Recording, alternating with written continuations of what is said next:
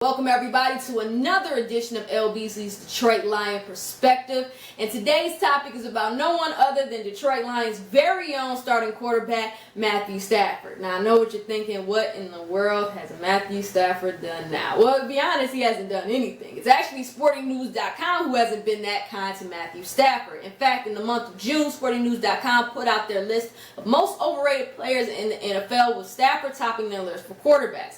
Other quarterbacks on the list were Matt Ryan of the Falcons, Cutler of the Bears, Sam Bradford of the Eagles, and Ryan Fitzpatrick of the Jets. But again, it was Stafford who was ranked as the most overrated quarterback in the NFL. Then if that's not enough, in mid-July, Sporting News also came out with their top 25 quarterback ranking for 2015. The top 5 in order was Aaron Rodgers, number 1, Ben Roethlisberger, number 2, Tom Brady, number 3, Tony Romo, number 4, and Andrew Luck, number 5. Stafford was not in the top 10 or the top 15. SportingNews.com actually ranked Stafford as the 20th best quarterback in the NFL. Now, for some fans, they agree completely with this, and other fans disagree completely. Now, everybody wants to know, well, what's the L. Beasley perspective? What do you think, L. Beasley? Was SportingNews.com too harsh, or were they just right? And to be honest, it's a two-part answer to that.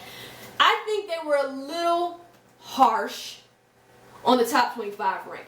Now, before I get into why I think they're a little harsh, let me make it clear. I understand why Stafford is not thought highly of at this point, and a lot of those reasons I support.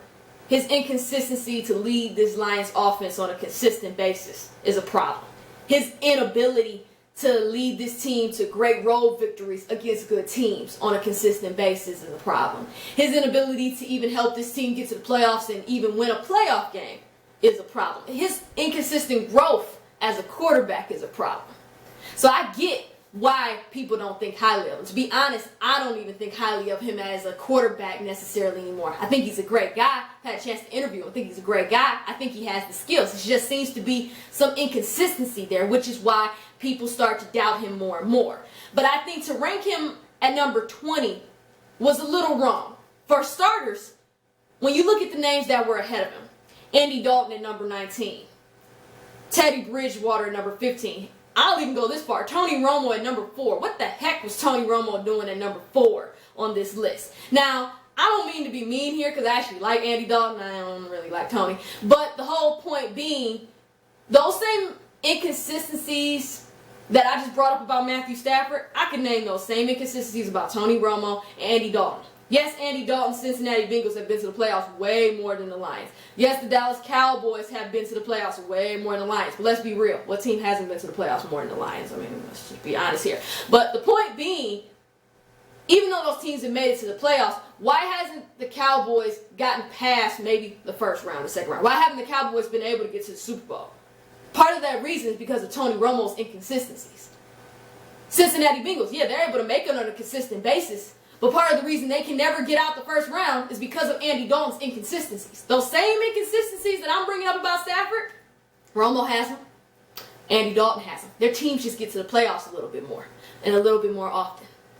That's all I'm saying. Teddy Bridgewater, I don't really have a problem with him. I just think it was a little unfair. He's only had 1 year in the NFL. How can we compare him to a guy of 5, 6, 7 years in the league? You've had 1 year. You haven't had to really go through any real trials and tribulations. Yeah, you're on the Vikings, which is a trial in itself. But at the same time, you are still young. You've only had 1 year. I just felt like that was a little harsh. And then I think you have to also take in consideration about what Stafford had to go through.